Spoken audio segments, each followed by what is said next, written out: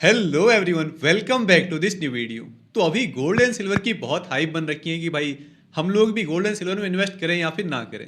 और खासकर इसे स्टॉक मार्केट से अभी ज़्यादा कंपेयर किया जा रहा है, क्योंकि एक तरफ मार्केट में तो कुछ भी रिटर्न्स नहीं है, उल्टा मार्केट डाउन ट्रेंड में काफ़ी टाइम से, वहाँ तो स्टॉक्स नीचे ही जाए जा रहे हैं। जबकि गोल्ड एंड सिल्वर में बहुत ज़्यादा अप्स एंड डाउन है, बहुत ज़्यादा वॉलेटिलिटी है, जो कि हमने पास्ट में कभी नहीं देखी है। वहाँ अच्छे रिटर्न्स बन रहे हैं, या फिर अब क्योंकि गोल्ड एंड सिल्वर की अभी इतनी हाइप है, तो आपने बहुत सारे वीडियोज़ भी इसके अराउंड देख लिए होंगे, बहुत सारे आर्टिकल्स देख लिए होंगे कि भाई ऑलमोस्ट गोल्ड की प्राइसेस शायद पिछले एक साल में डबल हो गए हैं, और सिल्वर का तो आप सबको पता है। तो जब इतनी सारी हाइप है, इतने सारे वीडियोस, इतने सारे आर्टिकल्स, इतनी सारी बातें हैं इसके अराउंड, तो ये ऑब्वियस सी बात है कि हमारे मन में भी ये क्वेश्चन आएगा कि भाई क्या पता हम लोग सिर्फ स्टॉक्स में इन्वेस्ट करके कुछ गलती तो नहीं कर रहे हैं, हम भी थोड़ा बहुत डाइवर्सिफाई करके स्टॉक्स की तरफ से हट के थोड़ा गोल्ड एंड सिल्वर में भी इन्वेस्टमेंट कर देते हैं। तो ये एक अच्छी चॉइस होगी या फिर नहीं होगी, इसके अराउंड मुझे बहुत सारे डाउट्स, बहुत सारे कन्फ्यूजन्स, बहुत सारे क्वेश्चंस मिल रहे हैं। तो आई थॉट एक प्रॉपर वीडियो बना दिया जाए। देखिए, सबसे पहली बात तो ये कि गोल्ड एंड सिल्वर में अभी जैसा रनअप है या अभी जैसी वॉलिटिलिटी है, जैसा मैंने आपको पहले कहा है, पास्ट में ऐसी कभी देखने को नहीं मिली है, और इन फ्यूचर बहुत जल्दी हमें देखने को मिलेगी या फिर नहीं मिलेगी, इसके बारे में भी कोई श्योरिटी नहीं है। अब काफ़ी हद तक गोल्ड एंड सिल्वर स्टेबल हो गए हैं प्राइसेस के मामले में, और प्राइसेस थोड़े बहुत नीचे भी आ गए। इसकी वजह से ये क्वेश्चन वापस अराइज कर रहा है कि अब क्योंकि थोड़े बहुत करेक्ट हो गई प्राइसेस, तो हम लोग इन्वेस्ट कर दें, और वापस से प्राइसेस वहाँ पर जाएगी तो हमारे अच्छे खासे पैसे बन जाएंगे, अच्छे खासे रिटर्न्स बन जाएंगे। तो देखिए, यहाँ मैं आपको ये क्लियर कर दूं कि आपको बहुत ओवर एक्साइटेड नहीं होना है। पिछले एक दो साल गोल्ड एंड सिल्वर के लिए बहुत अच्छे रहे, तो इसका मतलब ये बिल्कुल भी नहीं है कि आने वाला टाइम भी उतना ही अच्छा होगा। अगले एक साल में प्राइसेस फिर से डबल हो जाएगी, आपको ये एक्सपेक्टेशंस नहीं रखनी है।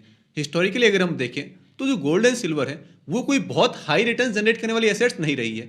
यहाँ रिटर्न्स बहुत ही स्टेबल होते हैं, समटाइम्स तो म्यूचुअल फंड से भी काफ़ी कम होते हैं। अगर आप एक लंबी हिस्ट्री देखोगे तो आपको ये नहीं एक्सपेक्ट करना है कि भाई मैं अभी इन्वेस्ट कर देता हूँ और मेरे पैसे फिर से डबल हो जाएंगे या 40-50% की रिटर्न्स मुझे फिर से मिल जाएंगे। ये जो इतना क्रेजी रनअप हमने पिछले कुछ टाइम में देखा है गोल्ड एंड सिल्वर में, खासकर पिछले एक डेढ़ साल में, ये एक once in a wild type का मोमेंट है। ऐसा नहीं कि ये हर बार रिपीट होगा, तो आपको ये एक्सपेक्ट करके इन्वेस्ट नहीं करना है। इवन मैंने अभी थोड़े टाइम पहले कहीं पढ़ा था कि जो सिल्वर की प्राइसेस हैं वो 7 लाख रुपए पर केजी हो जाएगी या फिर 12 लाख रुपए पर केजी। आई एम श्योर आपने भी ये बातें सुनी होगी, और इससे हमें और एनकरेजमेंट मिलता है कि यार शायद स्टॉक्स का टाइम तो अब चला गया है, अब हमें गोल्ड एंड सिल्वर की तरफ ही देखना है। लेकिन चीजें इतनी स्ट्रेट फॉरवर्ड नहीं होती हैं। पर्सनली मेरा गोल्ड एंड सिल्वर में अभी कोई इन्वेस्टमेंट नहीं है, और ना मेरा नियर फ्यूचर कोई प्लान है इन्वेस्टमेंट करने का।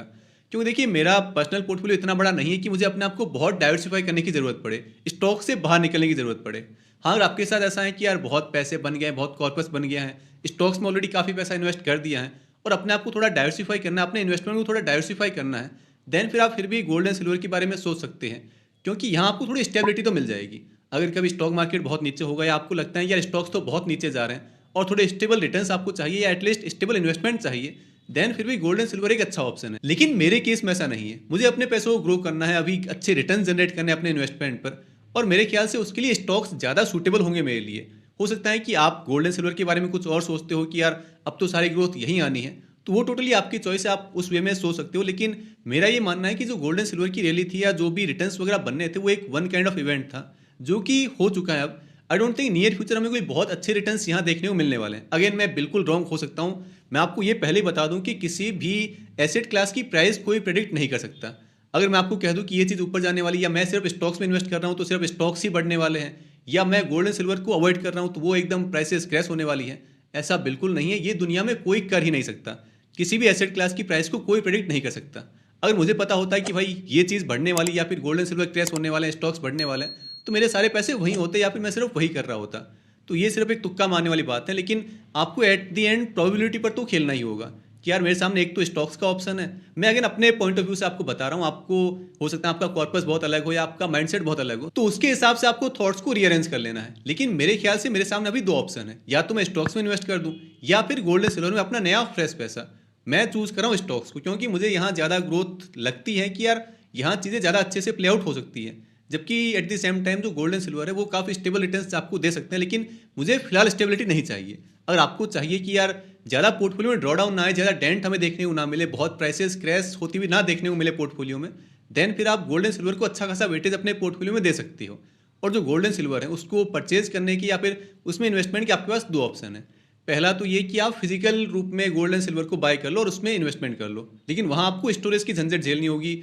आपको अपने घर पे रखना या फिर बैंक की लॉकर में रखना, जो भी चीज़ें होगी वो एक अलग हेडेक है। लेकिन आजकल तो बहुत सारी कंपनीज, बहुत सारे ऐप्स, बहुत सारी वेबसाइट्स आपको ऑनलाइन भी इसमें इन्वेस्टमेंट करने का ऑप्शन देती हैं। फ़ोन पे से भी आप इन्वेस्ट कर सकते हो गोल्ड एंड सिल्वर में, या फिर और मल्टीपल ऐप्स हैं ऐसे। लेकिन सबसे जो सिंपलेस्ट वे है इसमें इन्वेस्ट करने का, वो मुझे लगता है कि जो ETF होते हैं इनके, जो गोल्ड 20 और निफ्टी 20 हैं। अब क्योंकि आप सब लोग स्टॉक मार्केट से जुड़े हुए हैं तो आपको स्टॉक्स में बाइंग और सेलिंग का काफ़ी एक्सपीरियंस होगा। तो ये जस्ट लाइक स्टॉक्स ही है, लेकिन ये जैसे गोल्ड 20 जो हुआ, ये गोल्ड के मूवमेंट को ट्रैक करता है। गोल्ड में जितना भी अप्स एंड डाउन्स होगा वो आपको गोल्ड 20 में देखने को मिलेगा। And same for silver 20। तो अगर आपको गोल्ड एंड सिल्वर में वाया स्टॉक्स मार्केट वाली वो है ना कि उस एक्सपीरियंस के साथ इन्वेस्ट करना है, देन फिर आप गोल्ड के लिए गोल्ड 20 और सिल्वर के लिए सिल्वर 20 को चूज कर सकते हैं। अब अगेन बात वही है कि आपको इन्वेस्ट करना है या फिर नहीं करना है, ये आपकी साइकोलॉजी पर, आपकी इन्वेस्टमेंट फिलोसॉफी पर डिपेंड करता है। जैसे मैं इन्वेस्ट नहीं कर रहा हूँ, हालांकि मेरा फैमिली इन्वेस्टमेंट है कुछ गोल्ड में, लेकिन पर्सनली मैं बिल्कुल भी इन्वेस्ट नहीं कर रहा हूँ। आपके लिए जैसा मैंने आपको पहले कहा कि आपको स्टेबिलिटी चाहिए या आपको थोड़ा डाइवर्सिफाई करना है अपने पोर्टफोलियो को, देन फिर आप इस वे में भी इन्वेस्ट कर सकते हैं। या तो फिजिकली आप जाकर गोल्ड परचेज कर लो, सिल्वर परचेज कर लो, उसका भी वही है, लेकिन आपको उसका थोड़ा एक अलग हेडेक पालना होगा। या फिर आप ऑनलाइन इन्वेस्ट कर सकते हो, या तो गोल्ड 20 में या फिर सिल्वर 20 में, या दोनों में। आपको जो भी करना है वो आपकी चॉइस है। आप चाहें तो SIPs कर सकते हो, आप हर मंथ कुछ ना कुछ पैसे इन्वेस्ट कर सकते हो, या फिर एक लमसम इन्वेस्टमेंट भी आप इन्वेस्ट कर सकते हो। ये टोटली आपकी कैपेबिलिटी है, आपकी कैपेसिटी इन्वेस्ट करने की, और वो आपकी चॉइस है। अब इस वीडियो से आपको हो सकता है कि वैसी वाइब मिले कि यार गोल्ड एंड सिल्वर अभी के टाइम में एक अच्छा इन्वेस्टमेंट नहीं है, लेकिन मैं आपको अगेन कह दूं कि ये मेरा थॉट प्रोसेस है। हो सकता है मैं कंप्लीटली गलत हूं, कल को ही गोल्ड प्राइसेस बहुत बढ़ जाए, सिल्वर प्राइसेस बहुत बढ़ जाए और स्टॉक्स एकदम क्रैश ही करने लग जाए, तो ये वेरी लाइकली हो सकता है।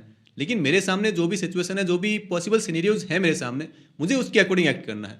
और मैं चूज कर रहा हूँ स्टॉक्स में, अगर मेरे पास फ्रेश पैसा होगा आज के टाइम में, हालांकि नहीं है, मैं आउट ऑफ मनी हो चुका हूँ ऑलरेडी, काफ़ी डिप्लॉय कर दिया मार्केट में, लेकिन अगर मेरे पास कुछ भी फ्रेश पैसा आएगा तो वो सारा स्टॉक्स में ही जाने वाला है, ना कि गोल्ड एंड सिल्वर में। लेकिन अगर आपको इस तरफ इन्वेस्ट करना है तो ये एक बहुत अच्छा ऑप्शन आपके लिए हो सकता है स्टेबिलिटी के लिए। आपको ज़्यादा रिटर्न्स एक्सपेक्ट नहीं करने। और जैसे मैंने आपको पहले कहा, ये चीज़ कोई भी कैलकुलेट या कोई भी प्रेडिक्ट नहीं कर सकता है कि भाई इसके पैसे इतने बढ़ जाएंगे, या फिर अगले 1 साल में, 2 साल में, 5 साल में इतना कुछ हो जाएगा, इस तरफ स्टॉक्स इतने बढ़ेंगे, या फिर गोल्ड एंड सिल्वर में ये होगा, प्राइसेस कैश होगी, प्राइसेस बढ़ेगी। इसका किसी को कुछ पता नहीं होता है। हाँ, अगर कोई ट्रम्प लेवल का आदमी, उस कैटेगरी का कोई आदमी, उसको पता है कि मैं कल को ऐसा कुछ डिसीजन लूंगा कि मार्केट में इस तरह का कुछ सिचुएशन हो जाएगी, तो वो एक टोटली अलग कैटेगरी हुई। लेकिन आपके और मेरे जैसे लोग ये चीज़ बिल्कुल भी प्रेडिक्ट नहीं कर सकते। आपको बस ये है कि आपके सामने जो भी ऑप्शंस हैं, गोल्ड एंड सिल्वर की अभी इतनी हाई पे इतनी बातें हो रही है, आपको थोड़ा बहुत भी फील होता है कि यार यहाँ एक अच्छा सेफ इन्वेस्टमेंट हो सकता है, तो आपको टोटली इसकी तरफ जाना चाहिए। लेकिन अगर आपको ये लगता है कि यार मेरे लिए स्टॉक ज़्यादा सूटेबल है, यहाँ मैं चीज़ों को बहुत अच्छे से ट्रैक कर पाता हूँ, अपनी इन्वेस्टमेंट की पोजिशनिंग अच्छे से कर पाता हूँ, या फिर मुझे अपने पोर्टफोलियो को डाइवर्सिफाई करने की ज़रूरत नहीं है, तो आपको इस बहती गंगा में हाथ भी ज़बरदस्ती नहीं धोना है। ऐसा नहीं कि भाई सब लोग गोल्ड एंड सिल्वर की बातें कर रहे हैं, बहुत हाइप बनी हुई है, तो फोमो के चक्कर में, फियर ऑफ मिसिंग आउट के चक्कर में आप भी फोर्सफुली इसमें इन्वेस्ट करने के बारे में सोचें। अगर आपको ये चीज़ मन से बहुत अच्छी लगती है, या फिर आपको एक पार्ट ऑफ इन्वेस्टमेंट यहाँ डालना है, तो फिर भी अलग बात है। लेकिन अगर आप स्टॉक्स में कंफर्टेबल हैं तो आपको वहीं बने रहना है, और अपनी जो इन्वेस्टमेंट की साइकोलॉजी, जो फिलोसॉफी है, वो बस स्टॉक्स पर ही अप्लाई करते रहना है। आपको यहाँ से भी काफ़ी अच्छे रिटर्न्स मिल सकते हैं। ठीक है, अभी थोड़ा बेयर रन टाइप का चल रहा है, मार्केट बहुत नीचे है, स्टॉक्स प्राइसेस बस क्रैश ही होते जा रही हैं, या फिर पोर्टफोलियो हमारा बस नीचे ही आ रहा है। लेकिन ये चीज़ें हमेशा एक जैसी नहीं रहेगी, कभी ना कभी मार्केट अच्छा करेगा, और हो सकता है कि आपको यहाँ चीज़ें थोड़ी और ख़राब होती हुई देखने को मिल जाए। तो ये एक पार्ट ऑफ गेम है, आपको बस अपनी इन्वेस्टमेंट साइकोलॉजी पर बना रहना है। तो बस यही मैं आपको ऐड कर सकता हूँ इस टॉपिक पर, बाकी ज़्यादा कुछ बताने को है नहीं। देखिए, कैसे इन्वेस्ट कर सकते हैं, फिजिकली ले सकते हैं या फिर ETF ले सकते हैं, ये सब मैंने आपको बता दिया और आपको ऑलरेडी पता होगा। बस ये है कि मेरा पॉइंट ऑफ व्यू क्या है, मेरा पॉइंट ऑफ व्यू क्या है, मैं अभी क्या सोच रहा हूँ इसके अराउंड, वो मुझे आपको बताना था, जो कि मैंने आपको ऑलरेडी बता दिया है। मैं टोटली गलत हो सकता हूँ, सही हो सकता हूँ, मेरा जो माइंडसेट है वो बिल्कुल अलग हो सकता है आपके कंपैरिजन में। इस वीडियो का एक पॉइंट ऑफ व्यू आप मान सकते हो मेरा।